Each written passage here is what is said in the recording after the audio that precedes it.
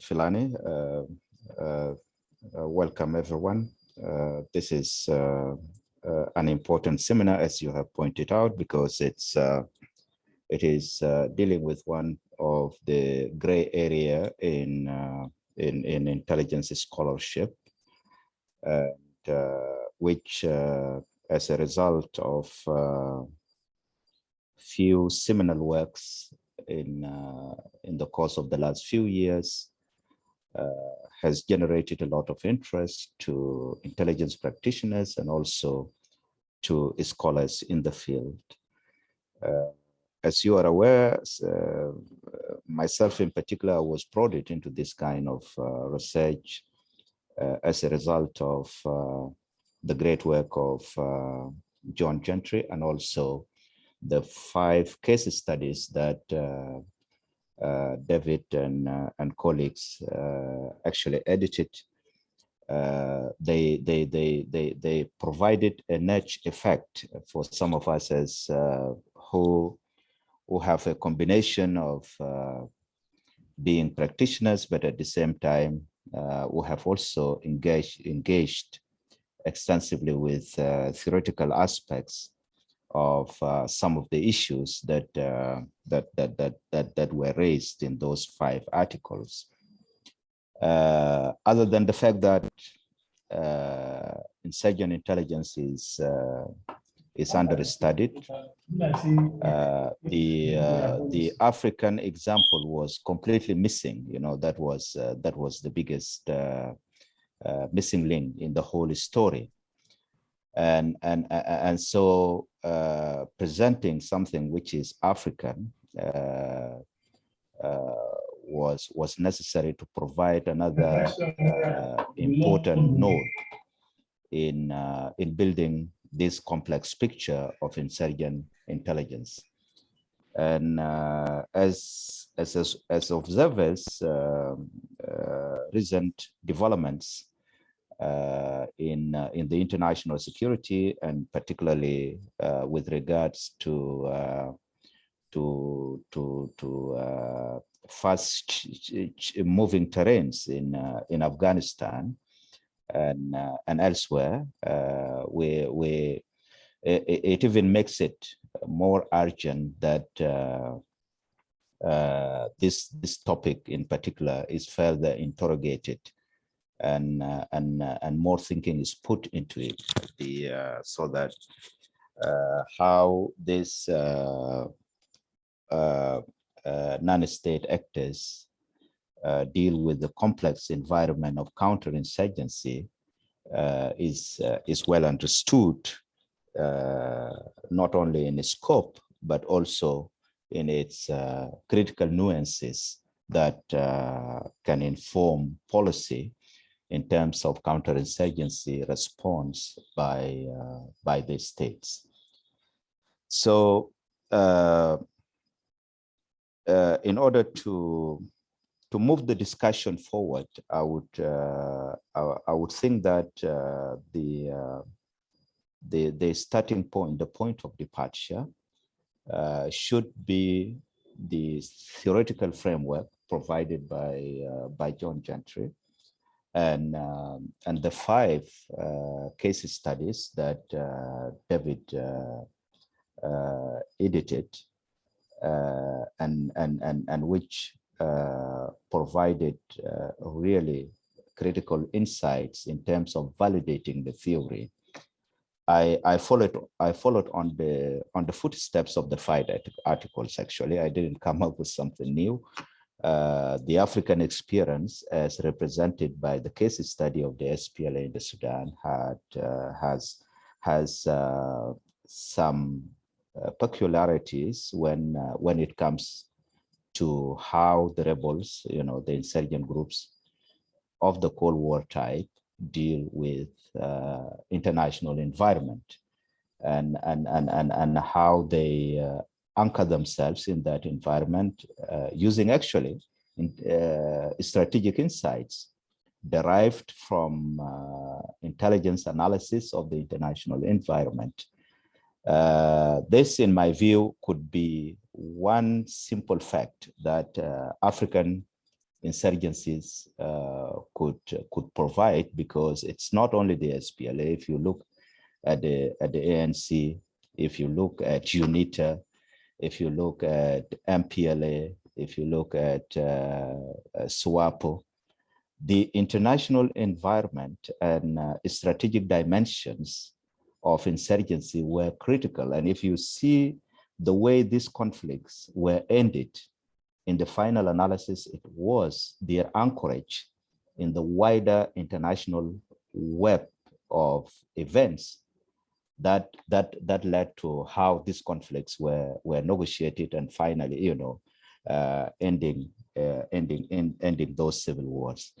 So to a certain degree, this is what African example actually could simply contribute to this debate, because it is generalizable across the board. Because if you look at all these insurgencies, including what's now happening in northern Ethiopia, it has a very clear anchorage, in the international security environment, and then whether you look at the humanitarian intervention, what the relief agencies are saying, and the debates in the UN about the unfolding humanitarian catastrophe in northern Ethiopia, and all those kind of things, really, they fit perfectly into this argument that insurgent intelligence is not by any way dichotomous from how strategic thinking operates within intelligence agencies. And maybe this has been one of the weaknesses of the states, because the states overlook this aspect. They don't take into consideration the fact that rebels engage aggressively in the strategic arena in order to make their case, and in order to gain mileage in terms of trying to end the conflict, or actually attracting allies to their side. So without further ado, I'll get it back to David. I will continue to chime in as we continue the debate and add more insights to interrogate this topic. Thank you very much.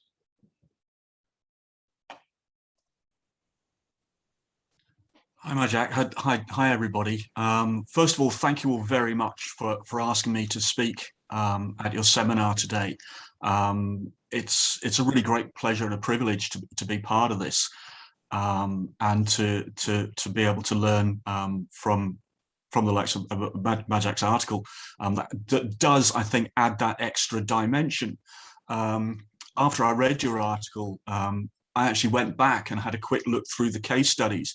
And I think that case study that you presented, it was quite different in that the leadership was far more internationalized, and had a wider engagement with a range of international organizations and countries than I think the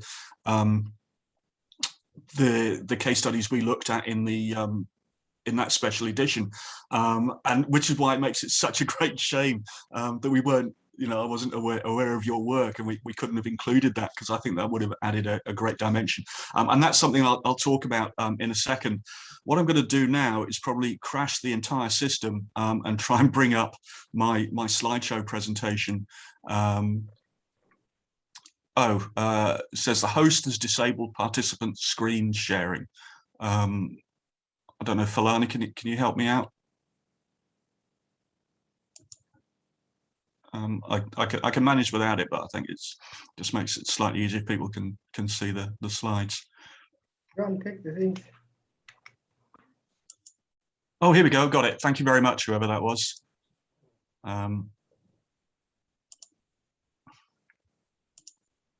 Okay. Right.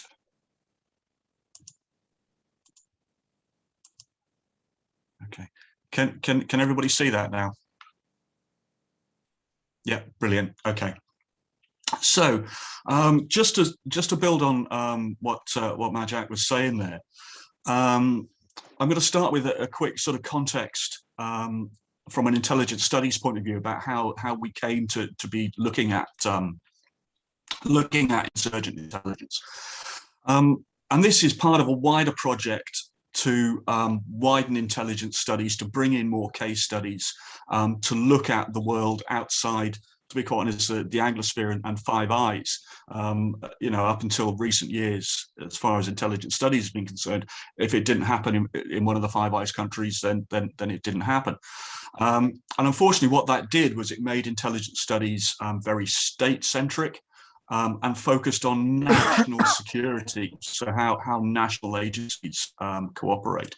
And this is reflected in perhaps one of the earliest attempts to define intelligence from Michael Warner, in which he said intelligence is secret state activity to understand or influence foreign entities. So you can see the focus there. But in recent years, we've started to look at other entities and realize that other actors do intelligence. Now, as far back as 1988, this was recognized by the likes of Ada Bozeman from her quote there, who said that the state is not the decisive working unit in intelligence studies. And she pointed out that, internationally relevant decision making often comes from these other non-state actors. And I think this is largely the point that Majak was making there. And we need to understand these other actors. So the definition of intelligence started to widen, and you can see the one that this is the one I normally use, Peter Gill and Mark Fithian's definition here, about intelligence comprising mainly secret activities intended to enhance security and or maintain power relative to competitors by forewarning of threats and opportunities, which you can see does sort of widen that definition, so it takes it away from just the state. And acknowledges that other activities can be intelligence. So where does that leave us in terms of the boundary? What frames intelligence? I have some examples there in the pictures. So do sports teams trying to find out each other's strategies? Is that intelligence? Businesses trying to understand their market, is that intelligence for the purpose of intelligence studies? Health intelligence, and then we can see the military, we can see corporations represented by the boardroom there, law enforcement, NGOs, and insurgent groups. So, it almost then sort of becomes a chaotic situation in which, if everything is intelligence, then nothing is intelligence. So we try and draw some boundaries around that.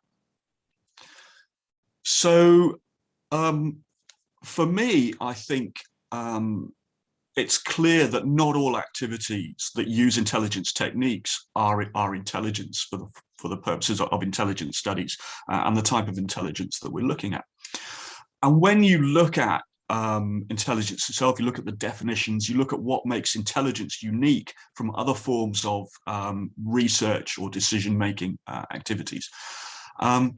I think the characteristics of the environment in which intelligence works are competition, violent competition in some cases, power, security, and secretiveness. Mark Warner talks about secrecy being part of intelligence, and I've had this discussion with him. I don't necessarily think that's the case. And it was actually one of my students last week started talking about secretiveness.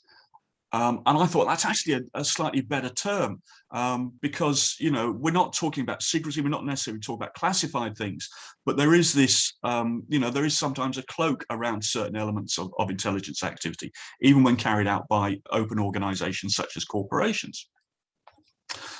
So you can see the excerpt from my article there, where I talk about intelligence and intelligence actors being about causing or avoiding harm, and that feeds into this thing about competition, power, security, and secretiveness.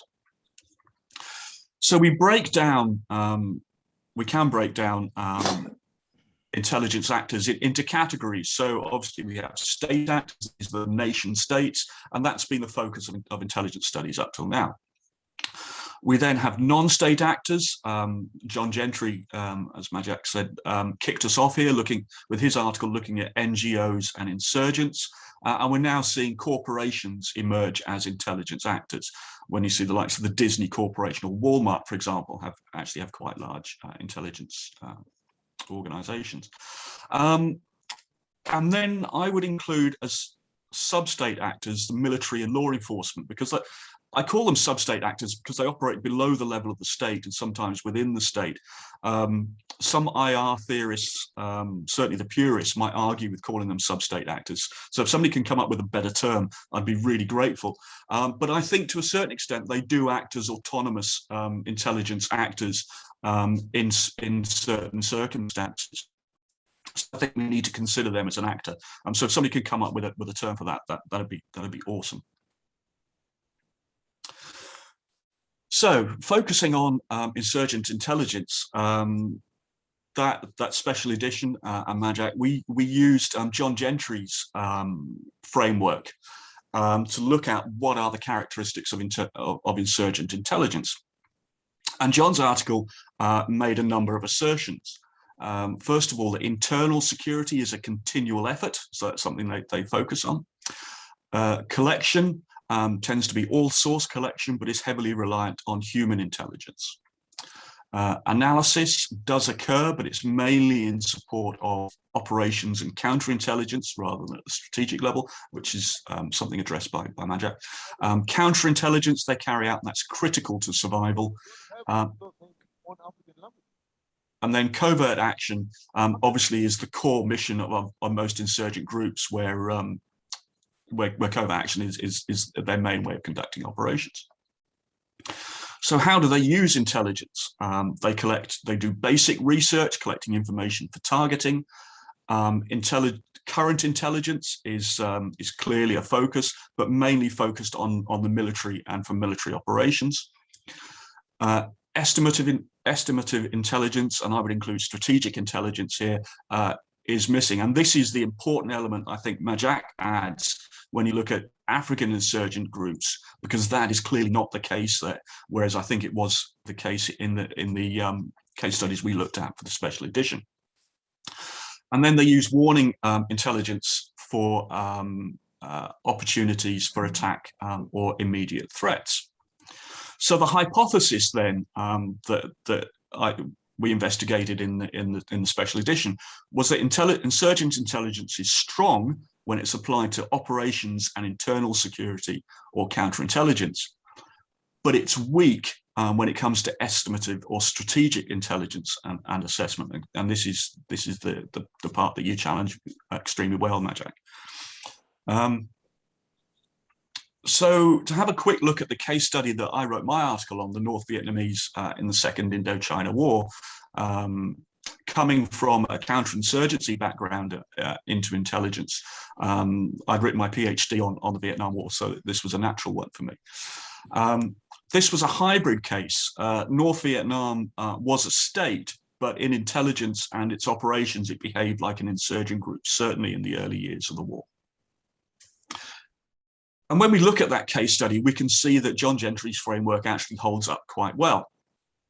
I've grouped internal security and counterintelligence together, and this was certainly a major focus in that there was continual monitoring of the population and party members and the military for any signs of backsliding or what they call counter-revolutionary thought, combined with proselytization, so a heavy dose of trying to inculcate communism into the population.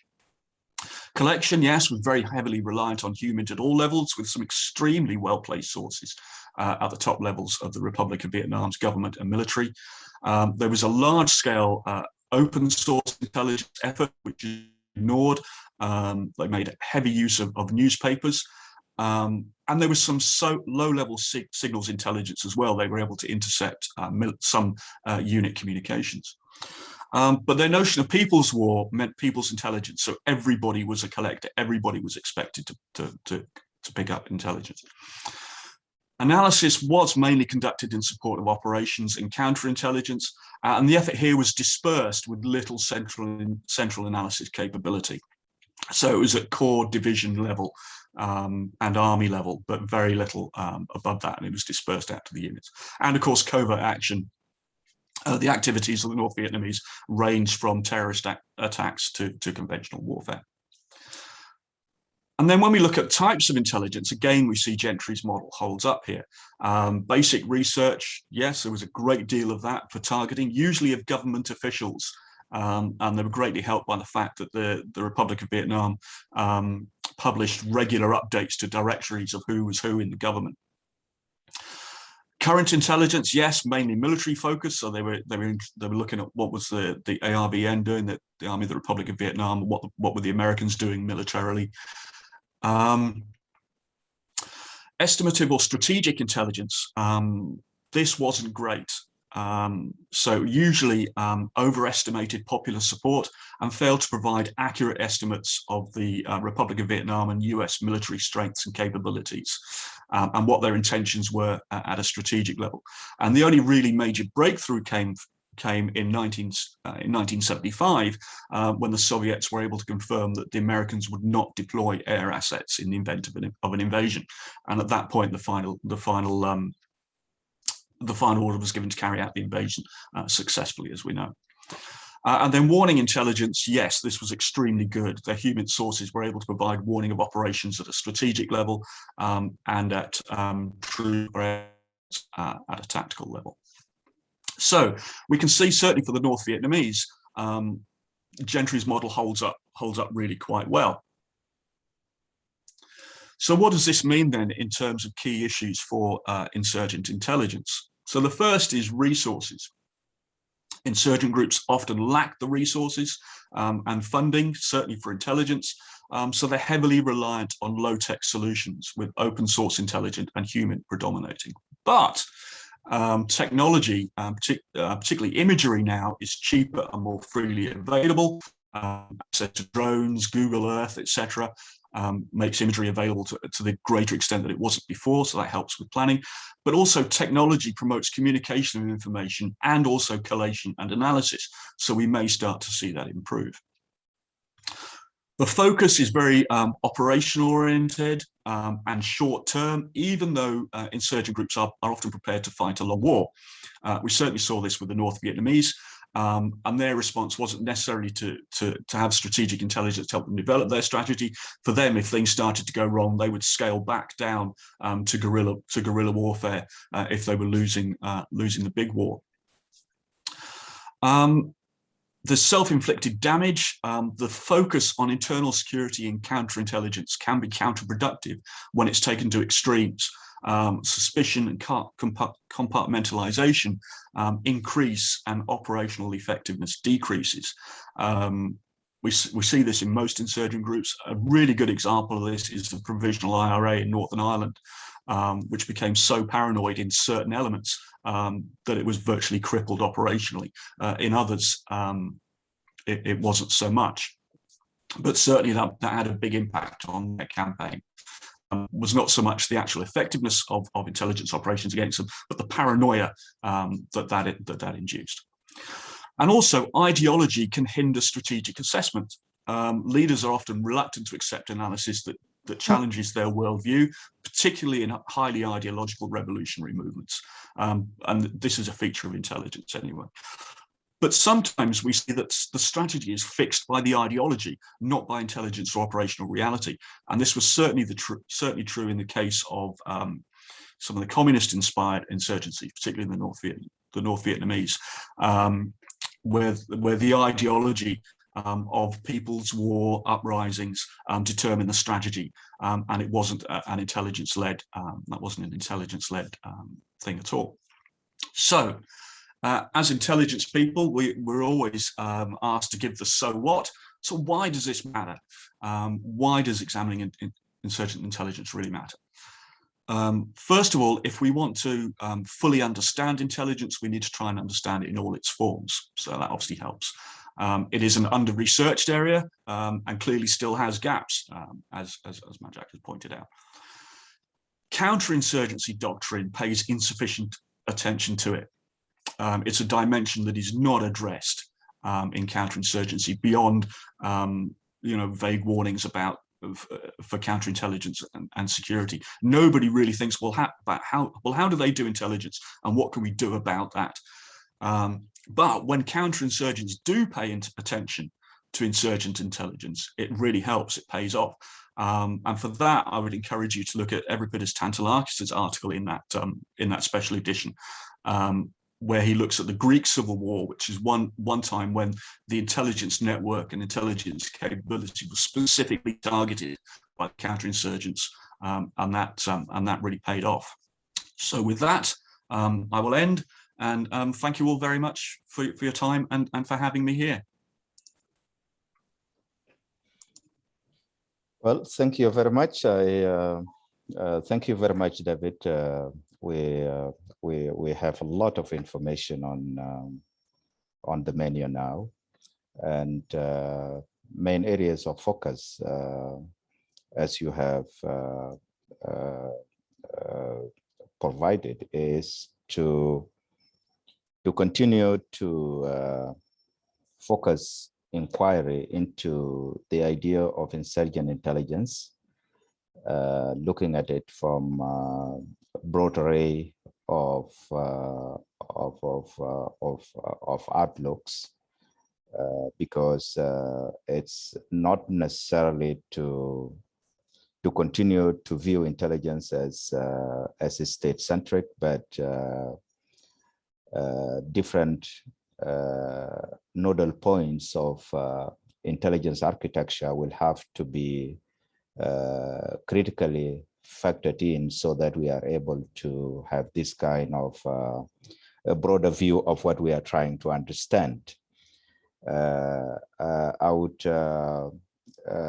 keep it at that, and maybe I'll ask our two other colleagues to make comments, and then we can have a discussion.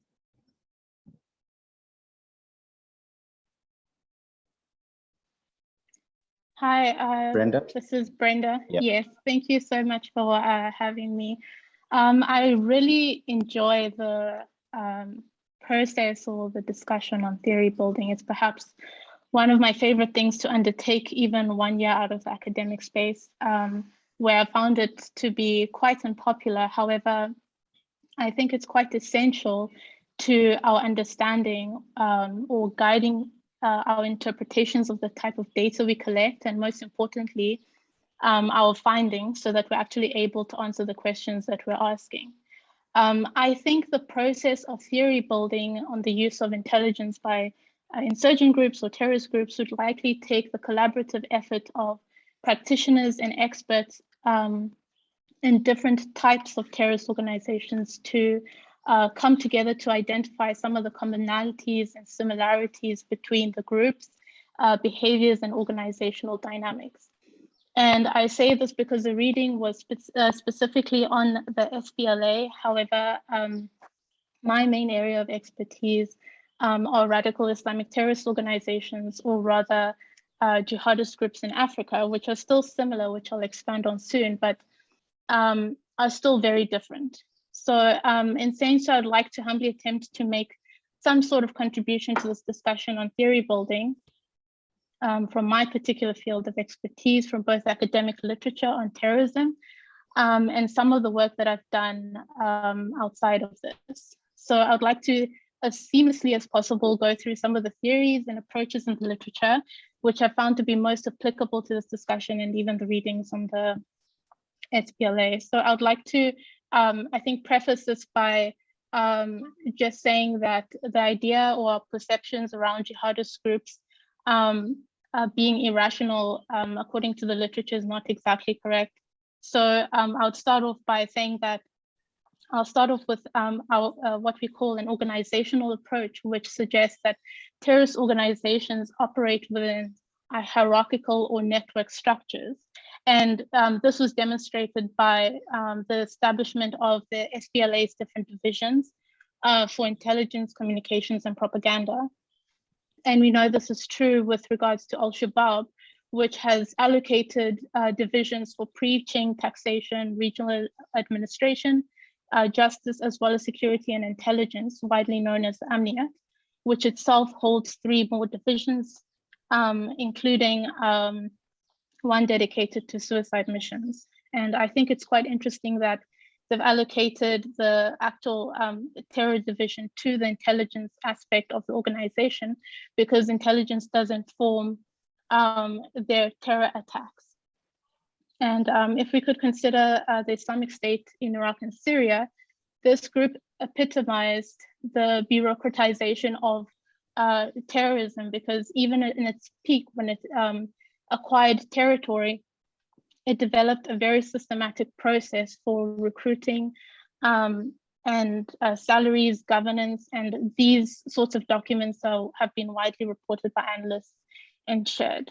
And as a group much larger than Al-Shabaab, it still maintains its own organizational process for the recognition of affiliates and their use of intelligence. So sort of within this organizational approach, I'll go to the third theory or approach, which is the instrumental approach, which asserts that terrorism is a strategically selected method by insurgents to seek the behavior of their opponents. And this attribution of strategy by insurgent groups leads us to what we call the rational choice theory, which is not a moral judgment, but it just asserts that terrorist organizations consider a diversity of possible scenarios that would best satisfy their ideal state, thus initiating the practice of intelligence in order to inform their analysis and their actions.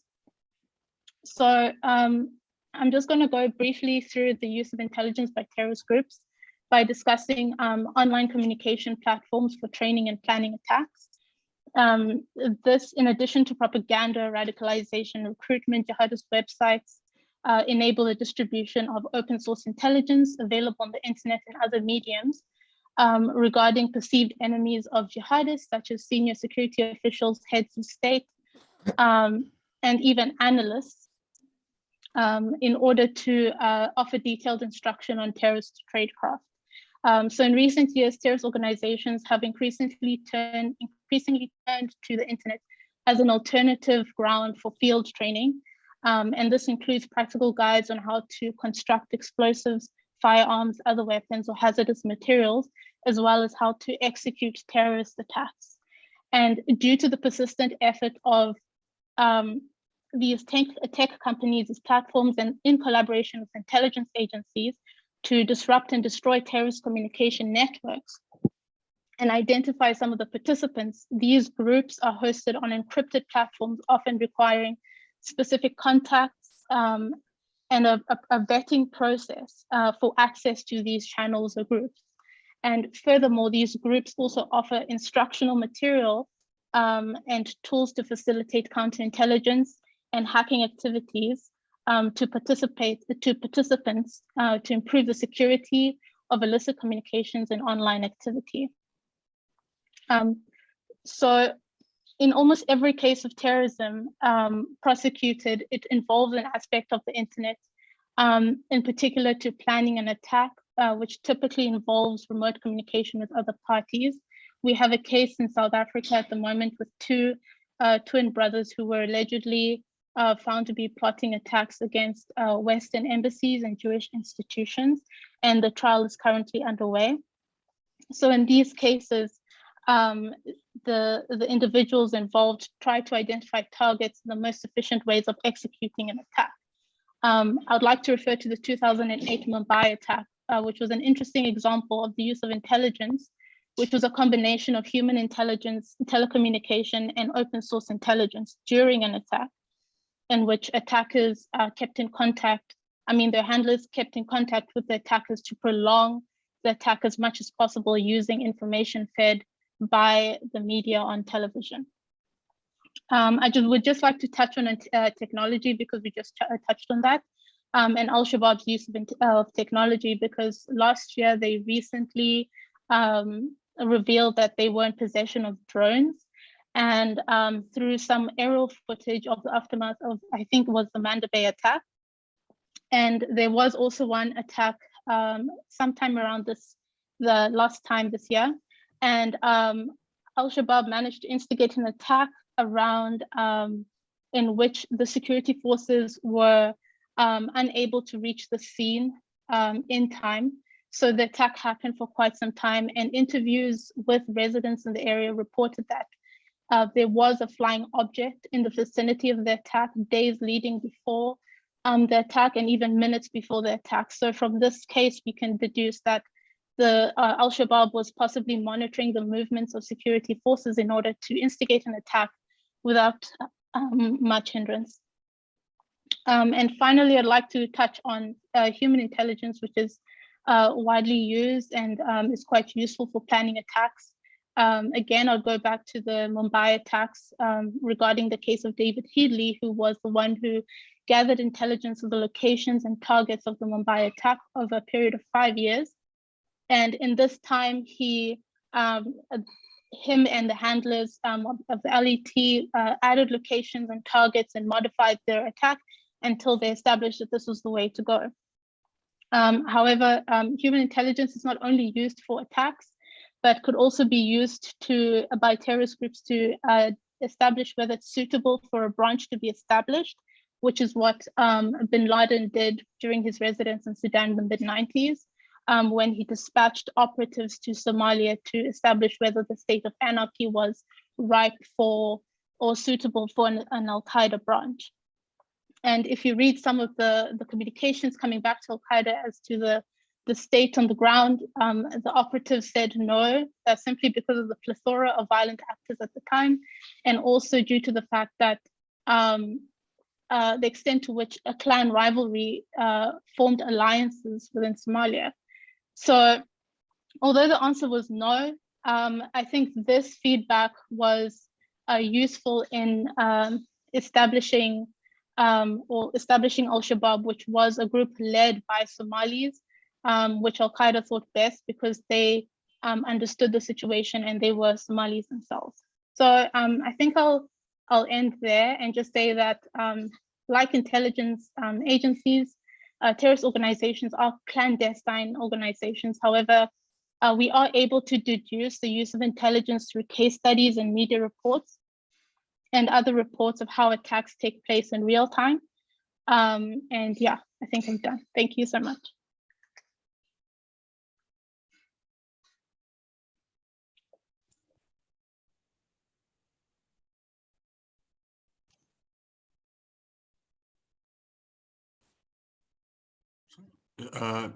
Whose turn is it now?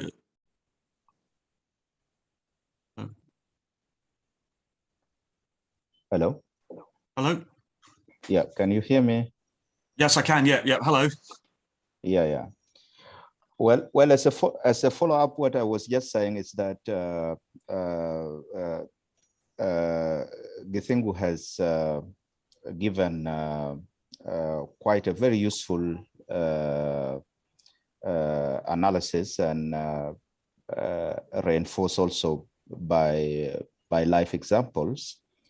And what she has underscored more emphatically is the idea of technology from her presentation, that unlike the past insurgencies, the modern insurgencies are tapping into intelligence. I mean into technology, something that you yourself, David, has alluded to early on. And so the use of drones, the use of instructional materials in the internet to build explosives, to even train terrorists and all those kind of things. So I think more insights are coming out in terms of the mindset and the general behavior of the non-state actors as they respond to challenges, to operational challenges, but also to matters of their own safety from the counterinsurgents. I give it back to you, David. Yeah, I mean that was a really great presentation, and I wish you'd been given more time, Brenda. That was awesome. Yeah, there was a lot in there. I like your three theoretical approaches. I think that has a lot to offer. And I was really struck by when you talked about the Mumbai 2008 attack, the use of real-time intelligence. You know, they actually had somebody who was kind of watching the news and tracking what was being reported and using that to direct the attack as it was going on. I think that whole attack sounds like a fascinating case study in itself. And then when you talked about HUMINT, again, you know, something that I'd never considered before. When you talked about Al-Qaeda using HUMINT to identify where to set up, you know, where might be likely to set up. This is actually very close to a technique. I don't know if you've ever come across it. Intelligence preparation of the battlefield. Or a HUMINT preparation of the battlefield, which is something that we looked at when I was in the British Army, seeing if there are ways you can kind of map the human geography of attitudes and that kind of thing.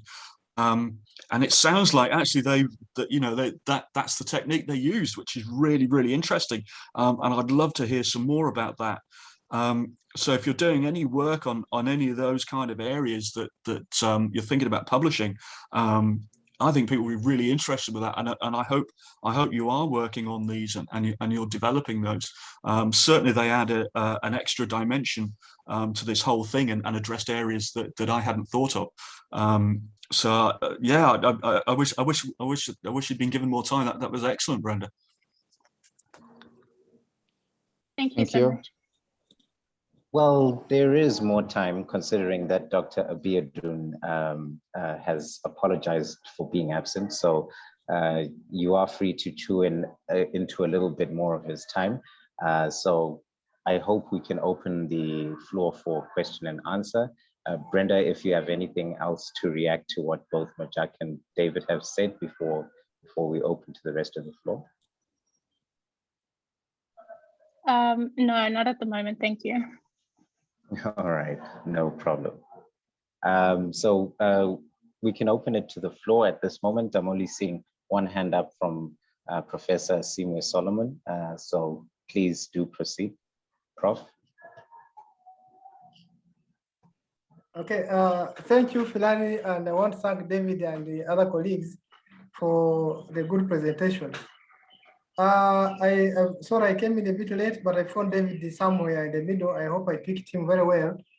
But David, yes, that was a good presentation. But my take is that when we go beyond state-centric definition and we expand the meaning of security, then any organization, be it a private company, a family, or a rebel group, as you're calling them, or whatever, insurgencies, I believe all these can use intelligence. What makes information intelligence is the purpose of collection. For a state, intelligence is information relevant to a government's formulation and implementation of policy for its national security or threat protection. So to me, I believe you can substitute government and place any entity, you will get the same meaning. And so I want to say intelligence also refers to the activity and the process by which the information is systematically collected. So the issue is how do you collect the information that makes it intelligence? And then so it's not, so intelligence product comes from the way you're analyzing it, you're assessing it. So we need to go beyond the state definition of intelligence, and then we shall know that any organization, even a family, can have intelligence.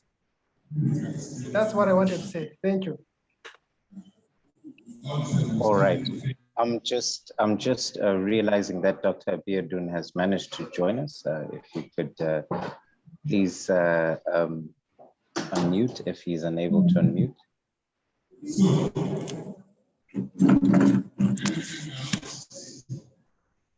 Seems to be having a bit of a difficulty getting in touch at the moment. So can I pass on to the second person with their hand up, which is Ompa? Please, could you unmute and share your comments as well?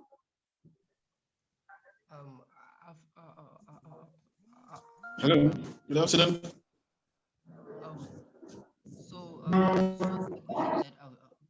That I'd actually like to ask is that in light of the ethnic diversity in Africa, and then what is the role of insurgent intelligence in that? Because I think it was David who mentioned that there's a problem of ideological imbalances within the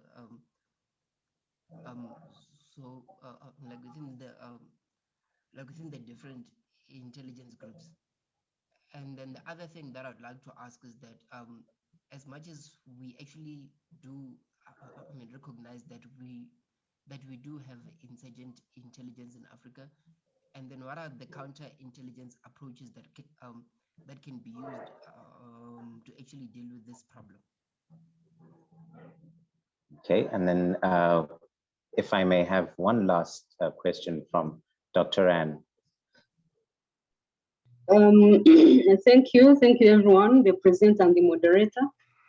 I want to first confess that this is especially on counterintelligence. It's not something that I have much knowledge on. However, my understanding is that both state and non-state actors carry out intelligence because they are aiming at securing the operations to be effective in whatever they are doing. My concern, however, is especially on the insurgent groups, the strategies that they use, and yet the strategies that they use in the process of aiming at victory, and yet at the end of the day, they want to claim legitimacy should they go through, for instance. When you look at most of the insurgent groups that we have, they use radical strategies, including scorched earth policies, for instance, civilian internment camps, among the others, some kind of slavery against the civilians. And we are talking about moving beyond the traditional definition of security, doing intelligence as though human security matters. So for those of you who have competences and wider knowledge in this area, how can insurgent groups in Africa and beyond do intelligence as though human security matters? So that at the end of the day, should, for instance, the national resistance movement, should, for instance, the Rwanda Patriotic Front successfully, attain victory, they have reason to claim, the public finds reason to support this group that has come into power, because the purpose of intelligence is for you to succeed in your actions, in your plans, among the others. Over to you.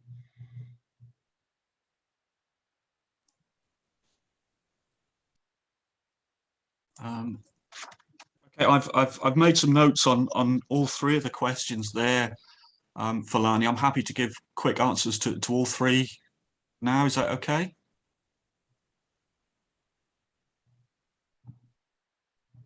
I think we lost him.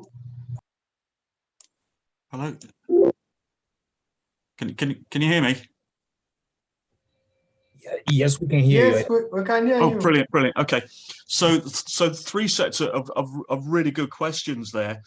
To address the first set of questions, I think it was Professor Solomon there was talking about. It was a question I'm really glad somebody asked. That sort of what is the scope of intelligence? And he mentioned, even families can do intelligence. For me, I think intelligence, as I said in my presentation, operates where competition, power, security, and secretiveness are to the fore, which sort of it tends to leave it sort of around notions of security. And we have this debate, for example, is what is health intelligence, or what does intelligence do when it comes to climate change? Now, when you look at those issues, I think those are issues that are characterized by the need for collaboration and openness. So really the lead there in the information and research needs to be conducted in that spirit. with intelligence only playing a role if there is information that is otherwise hard to get. So, for example, if one of the nations involved is perhaps holding something back to the detriment of the overall effort, then intelligence should get involved. But, you know, for me, climate change, health aren't necessarily intelligence issues. It's you know, taking a constructivist approach. You know, instead of talking about securitization, talking about intelligencization, which is why I think intelligence is restricted to certain actors and certain types of activity, which I hope addresses the kind of question there. The next question was around intelligence culture, which is really fascinating. It's something that's not been addressed much until now, but people are starting to look at it. So I was the examiner on a really good PhD a few months ago, looking at the development of the Indian intelligence services.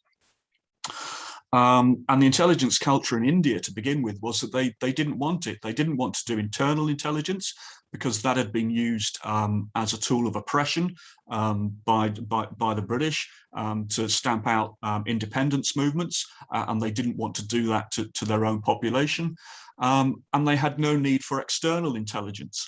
They were going to be a non-aligned nation and would rely on diplomacy to get them through. And this PhD looked at that really well. When you look at Ireland, for example, Ireland has no intelligence services. Internal intelligence is done by the police for anti-terrorism and crime. The military does intelligence for its own purposes, but it has no external intelligence there. So one of the debates that's going on in Ireland at the moment is what would Irish intelligence look like? Bearing in mind Ireland is a neutral nation and engages you know, in terms of soft power. So what would Irish intelligence look like? So that's a really fascinating area to examine. And then the final question I thought was really interesting, talk about sort of post-revolution legitimacy and human security. And thinking off the top of my head, that if you look at the North Vietnamese, for example, when they'd won their war, you know, this kind of rounding up of suspects, re-education camps, that all continued. Because what tends to happen, or certainly the ones I can think of, intelligence doesn't become about legitimacy or shoring up the legitimacy of the government, but becomes about regime protection and ensuring that the regime stays in charge, and almost sees the population as the main threat to that. So tends not to use human security as a means of building up legitimacy, but in fact does the opposite. Obviously, if you've observed anything else, that would be great to have a look at that kind of thing. Does that address your questions? I realize they're probably very unsatisfactory answers.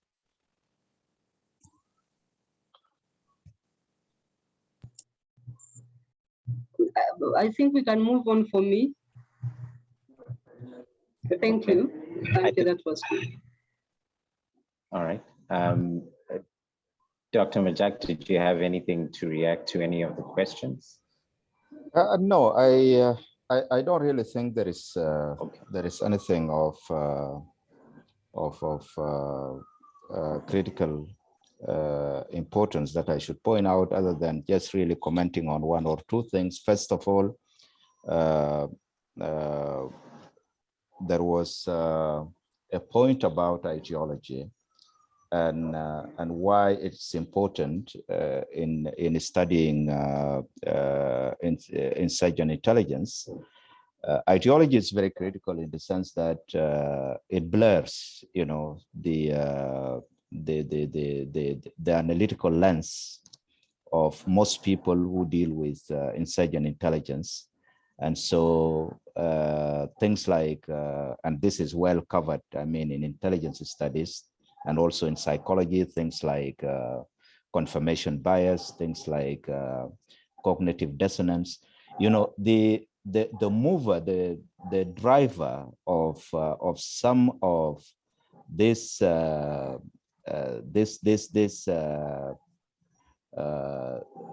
things that cloak intelligence analysis, whether with the states or whether with non-state actors, have a lot to do with ideology in the final analysis, because you must look into intelligence from a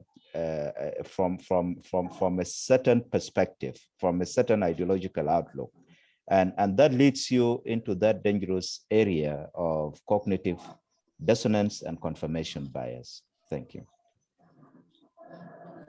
Okay, so there is just one question that I wanted to help David to answer with a sort of an example that probably needed to be provided to Ompa's question about, I think that the essence of his question was trying to point out that how exactly does the counterinsurgency intelligence operation then manifest, considering the fact that we are acknowledging insurgency's capacity to have some form of intelligence operation. And I think that there's two examples that I can point to, especially in Southern Africa, historically speaking. Basically, every manner in which the apartheid government reacted to the African National Congress and all the movements which were the part of the anti-apartheid struggle, the manner in which the state security agency at the time, which was the National Intelligence Agency of the time, is part of that counter-insurgency aspect. But another more clear example, which had a very militarized aspect, is in Zimbabwe, where during the Rhodesian era, there was what was called the Cellar Scouts. Now, this band, this sort of regiment within the Rhodesian army was primarily predicated on infiltration specialists. And even though even though it was a counterinsurgency, it was mainly populated by actual local persons. So basically black indigenous people. And the whole premise of that was that to counter the intelligence that they build on government and so on and so forth, that they would also go and infiltrate Zanla, Zipra forces, and then work out a time when to exact attacks, but also steal their intelligence that they had on them. In essence, finding out what they know about government operations. So the Rhodesian government was aware that these movements were utilizing some form of intelligence. And part of it has to do with what David pointed out, that at some point in time, the Soviet Union was also very much involved in training insurgent movements during the anti-colonial struggles on how to gather information and plot their movements or protect their movements politically, etc. And so was the Chinese Maoist government at that point in time as well, also inculcating two different models, but still also the same information, that aspect that Brenda spoke about planning for sort of operations to take place, not only for attacking, but also to set up base, etc., etc. So you would find that the Cellar Scout portion of the Rhodesian army did develop this counterinsurgency effort, which was meant to infiltrate and access the information about how much they knew about them as well. So without further ado, we do have one more hand up, which is Brian. Please do proceed. Thank you, Philani. I want to touch a little bit on the issue of intelligence cultures. Majak has alluded to how ideology actually frames the intelligence culture of an insurgent organization, and David has mentioned that David has mentioned that culture is also determined by posture on the international stage. So the example of India being non-aligned and all that determined what kind of intelligence culture that that culture that would originate from its soil.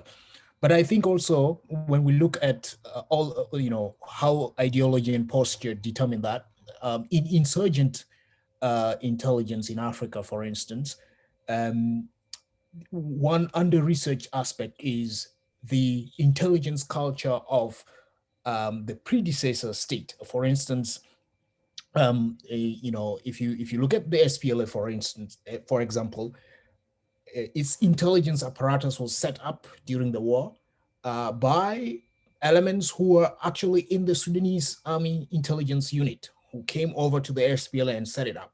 So to what extent does the culture of the state that you're waging war against also influence your own intelligence culture as an insurgent group?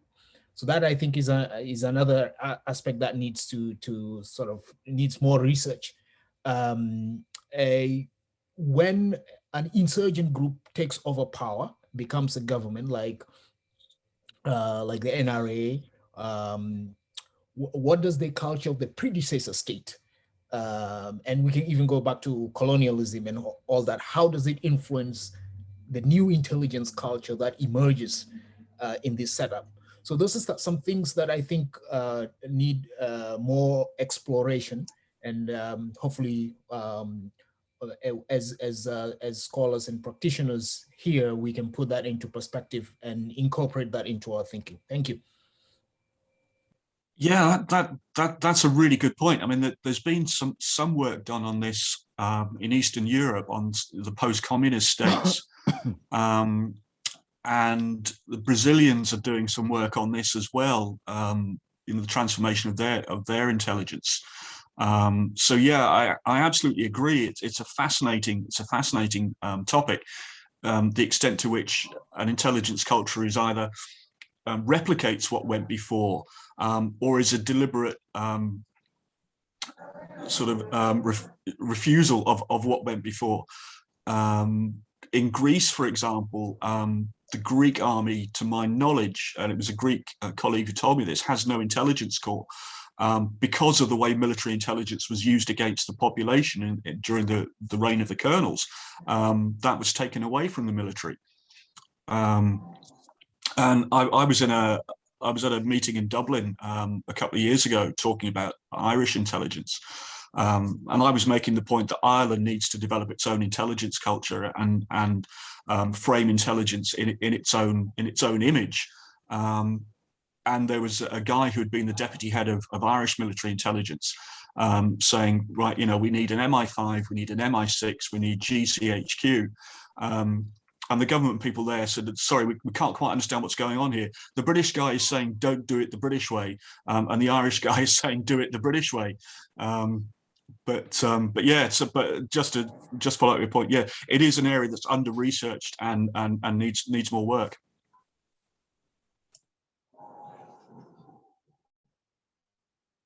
Of course, absolutely. I think that one of the most important things is that for the past 2 decades, all research in terms of African studies only looks at liberation movements as far as the sort of political occupants of, executive power, and that who are they before they attain power, and then who are they when they're after that. And then they also look at political parties in that sense. But Majak's article is the first one which looks at that entire aspect of that this is a liberation movement, and eventually it was going to come into power. And so now we can actually ask some of these questions. And I'm thinking that when you look into Africa's context, the pre-existing aspect that really depends on the mode of colonialism that was practiced. And one of those aspects really stems from if you were a settler colony or not, because you will find out that in non-settler colonies, those which were protectorates or other forms of median colonizations, the extent of bureaucratization is considerably much lower in terms of being received from that type of colonial governance. I can look at about 4 countries which really have this deeply implicated situation, such as Namibia, South Africa, Zimbabwe, which is they had settler colonies, so they definitely had more of an a sort of opportunity, well, except for Namibia at some stage later on. But you'll find that in Zimbabwe and in South Africa, whenever it's independence that was being negotiated, there was this merger of the intelligence services, which had the intel personnel of both sets of guerrilla movement and the colonial government that would have been overthrown. In Rhodesia, which is now Zimbabwe, you will find that the Central Intelligence Organization continued to have personnel who were part of the Rhodesian government, same with the military as well. So you have these different intelligence ethos now pouring into the same institution, where you've got British and then you've got two guerrilla movements coming into Zimbabwean power. One which is Chinese trained, one which is Russian trained. So you can just imagine the types of dynamics, the methodologies that want to employ when somebody who's practiced intelligence operations with sort of guerrilla warfare in mind now comes into government and has to partner with someone who's run a state entity, and you have to make that synergizing work. And that actually is at the root of South Africa's current intelligence problems. When you hear that rogue spies, et cetera, if you look at the intelligence community of South Africa, it still holds on to those vestiges. There's the hard work of blending the intelligence community to form the ANC and the former apartheid government was very, very sensitive work, which some people debate that it was never actually completed. So there's corners of different power, which at some points in time, they try to pull away from each other. So it's definitely a very, very open research field. Would there be any last comments from yourself and Dr. Majak? Because in the interest of time, I know that we do get carried away by the fun discussion, but we do also understand that people have obligations. Some have already left to go and give lectures already. So any last comments from the two of you, and also from Brenda, if she still has something to weigh in on as well, and then we'll close the meeting.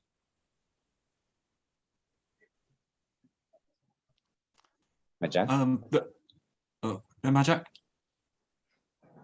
Yeah, well, thank you very much. I'll just say a few things. First of all, from this discourse, we have established that this area is still under-researched. We have to put in more effort and bring up more case studies, particularly with regards to Africa, to enrich the debate along the theoretical framework that has been provided by John Gentry and the 5 case studies that David edited. I want to add that there are still yawning gaps with regards to this theory.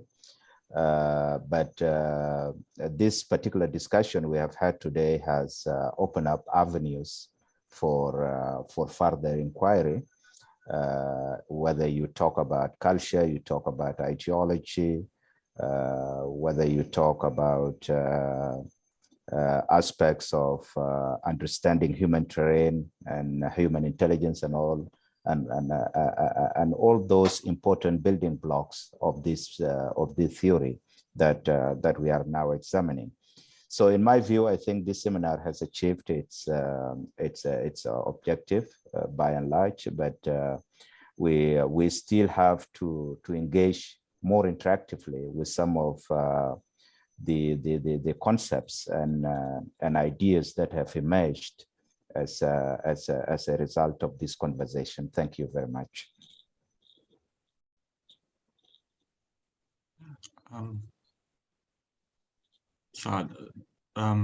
Brenda, did you want to step in?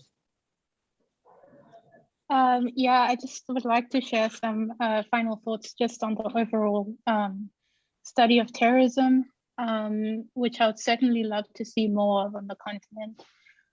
It's certainly very difficult. As a scholar, I encountered quite a lot of difficulties in this particular field, but I think it's an ever more pressing issue considering the current security situation, particularly in Nigeria and Eastern DRC and even Mozambique. These groups have grown exponentially, and have developed very sophisticated methods of operating and causing a lot of destruction. I also like to say that there are difficulties in accessing information on terrorist groups. And I think this is something that universities need to become more aware of for scholars who are trying to understand this phenomenon more, particularly from an academic ethical perspective, and even from a practical perspective, because scholars are forced to use very, for lack of a better word, creative methods to trying to access information, and they have to figure out different resources and develop skills which are not developed at universities in order to study these phenomena. And I think lastly, I think one thing that can be done in doing so is, again, from an ethical perspective, there's also concerns about how terrorism researchers in universities are accessing this kinds of information. Are they engaging with terrorist groups? Are they going online? Are they doing anything that is potentially dangerous? So these are open conversations we need to have, especially between universities and policing or intelligence agencies and so on, so that there's a much more transparency, accountability, and a free flow of communication, particularly between students and the people in the security field, also to make presentations, to share some of their findings, particularly in new fields like Mozambique, which is still very under-researched and not very understood. So yeah, thank you so much. Yeah, that's a really good point about how do you research these things. In fact, at Leicester, we've just had a conversation about that, and we've got quite a rigid ethical framework around what we can and can't do, and who can sign off on, if you want to, for example, look at terrorist websites, you have to get that signed off and go through a risk assessment process. So yeah, it is a conversation that we're having. So that's a really good point. I just want to say, in terms of the seminar as a whole, I agree with what Majak said, what Brenda said, and everybody said. I think this has been incredibly useful because it has marked out some areas that need to be looked at. As I've been listening to the comments and questions, I've been thinking, I didn't know that, I hadn't thought about it that way. That there's something that we have, I haven't thought of. So yeah, I think this has been incredibly useful. And if we can find some way to keep these conversations going. I've been talking to John Gentry about possibly putting together an edited volume on insurgent intelligence. So I will certainly be speaking to all of you again about this and putting out the information on that. I'll be speaking to John about it at ISA in March, and then possibly putting together a call for papers. And I will certainly make sure that everybody in the audience here gets a copy of that and finds a way to get their work out there. And finally, just thank you all very much for having me. I've thoroughly enjoyed this. It really has been a privilege, and I've learned so much today. Thank you very much. All right, so we miraculously have Dr. Abiodun available. He managed to work out the network issue. So Dr. Abiodun, if I could give you 2 minutes to make your comment, please unmute yourself, because we didn't have the opportunity to have your reaction. Yeah, thank you. Thank you. I'm sorry for coming a little behind schedule. I'm on a national assignment here, so I just try to use together along with you, so that I can make my contribution. And I'm very sorry for the poor here. Yeah, when we talk of intelligence on its own, the secret information gathered only become complete when they get analyzed. And it is unfortunate that the various literature existing only point to the fact that intelligence is only meant to be deployed by national state actors, or state actors really, with little attention being paid to the fact that intelligence is not being well deployed by the various insurgent groups. So that's why we have what we call insurgent intelligence. So it cannot be just underplayed just that way, because insurgent intelligence, for example, the case in Nigeria here, if you see the level at which the Boko Haram insurgents, the ISWAP insurgents, and others, the way at which they operate, the way at which they deploy intelligence, it is very sophisticated one. So, and we observed that in the last 2 years, the number of soldiers lost in Nigeria is on the high side, due to the fact that the Boko Haram insurgents here, they deploy a lot of several kinds of intelligence through which they get their goals achieved. But at the same time, all these things become easily possible because they have a well-organized unit through which they get their information from. They deployed several intelligence formalities in order to ensure the strike, and they get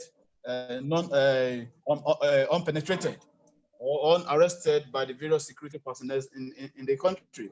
Now, I think it is high time we devote much time to study of insurgent intelligence. It's pivotal to any security architecture in every state.